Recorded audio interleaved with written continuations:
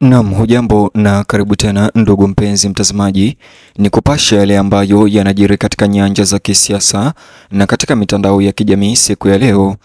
Mazungumzo ya maridhiano Tanzania kati ya Samia Suluhu Hassan na upinzani hatimaye yameanza. Jumuiya ya Madola sasa imeamua kuingilia kati kwa hatua madhubuti ya mazungumzo Tanzania, na sasa imemteua rais wa zamani wa Malawi Daktari Lazarus Chakwera kuwa mjumbe maalum na katibu mkuu wa kuwakutanisha utawala wa Tanzania na upinzani kwa mazungumzo ya msamaha na maridhiano. Hii ni baada ya matokeo yaliyoshuhudiwa mnamo tarehe 29 Oktoba na baada ya uchaguzi. Kabla ni kujuze zaidi, chukua sekunde yako moja, bonyeza alama ya like, kisha bonyeza neno subscribe na alama ya kengele. Tanzania imeingia katika awamu mpya ya mazungumzo ya kisiasa kufuatia ghasia zilizozuka wakati wa uchaguzi na baada ya uchaguzi mnamo Oktoba mwaka 2025, machafuko ambayo yaligharimu maisha ya watu wengi waliouawa, familia zilizohama makazi na kusababisha uharibifu mkubwa wa mali za umma katika mikoa mbalimbali. Jumuiya ya Madola sasa leo imeingia rasmi kwa hatua kubwa ya kidiplomasia na kumteua rais wa zamani wa Malawi Daktari Chakwera kuwa mjumbe maalum wa katibu mkuu wa mazungumzo hayo ya maridhiano. Uamuzi huu umeibua mjadala wa nchi nzima leo na kuongeza matumaini mapya miongoni mwa makundi yanayounga mkono demokrasia ambayo yanaamini kuwa nchi hii inahitaji mpatanisho asiye na upendeleo ili kuiongoza kuelekea utulivu na amani. Daktari Chakwera wa Malawi, anayejulikana kote barani Afrika kwa tabia yake ya utulivu na msingi wa kidiplomasia, ataanza misheni ya siku 4 nchini Tanzania kuanzia Novemba tarehe 18 hadi Novemba tarehe 21. Ratiba yake imejaa mazungumzo ya hali ya juu yenye lengo la kuanzisha msingi wa mazungumzo ya kitaifa yaliyoundwa.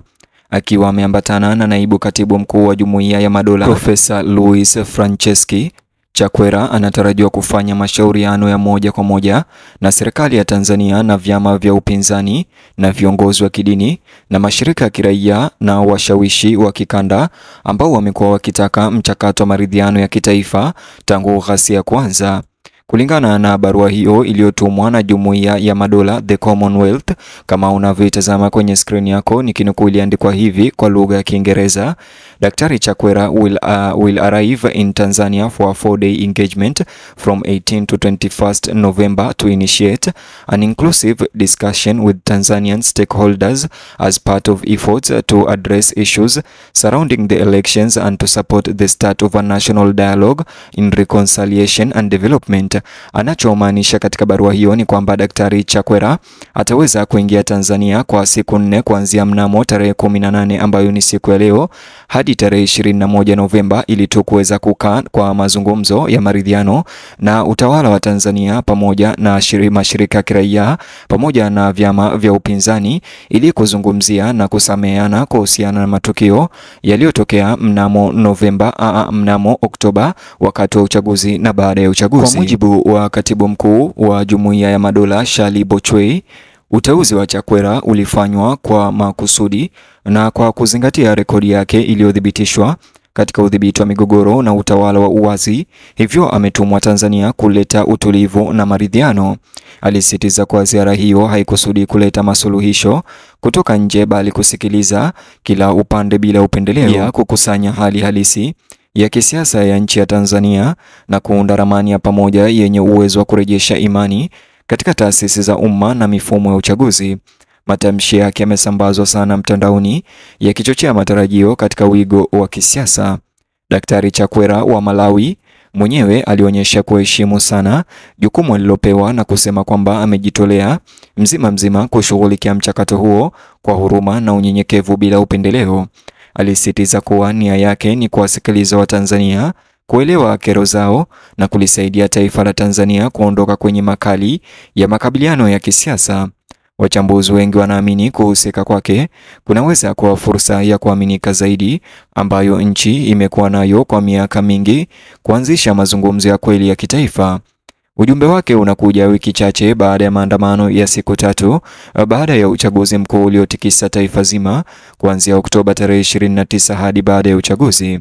Maandamano hayo yaliambatana na mapigano makali kati ya raia na vyombo vya usalama au jeshi la polisi, huku kukiwa na taarifa za mauaji, majeruhi na uharibifu mkubwa wa mali, ikiwa ni pamoja na kuchomwa moto kwa ofisi kadhaa za chama tawala cha CCM katika mikoa ya Mwanza, Morogoro na Mbeya.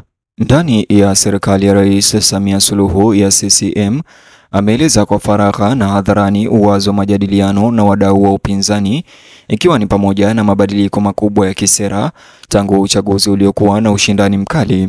Mikutano minne tofauti ya ngazi ya juu imeripotiwa kupendekezwa, ikiwa ni pamoja na mjini Dodoma ambapo Samia Suluhu anatarajiwa kuzungumza moja kwa moja na viongozi wa Chadema, ACT Wazalendo na makundi mengine ya kiraia.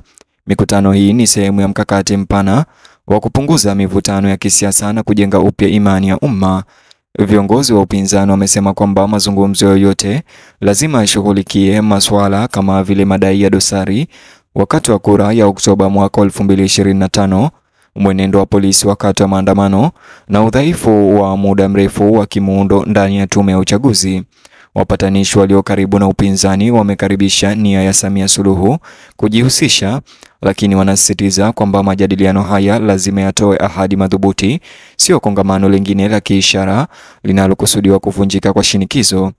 Wachambuzi wa masuala ya kisiasa wametafsiri mtazamo wa Samia kama kutambua kwamba Tanzania haiwezi kumudu kukosekana kwa utulivu kwa muda mrefu, hasa wakati washirika wa kimataifa wakielezea wasiwasi wao kuhusu hali ya kisiasa ya nchi hiyo. Ujumbe wa Chakwera kutoka Malawi utahitimishwa kwa ripoti ya awali inayotarajiwa kuwasilishwa kwa Katibu Mkuu wa Jumuiya ya Madola pamoja na serikali ya Tanzania. Ripoti hii inatarajiwa kuangazia malalamiko muhimu, hatari za kisiasa na mapendekezo ya mchakato endelevu wa mazungumzo.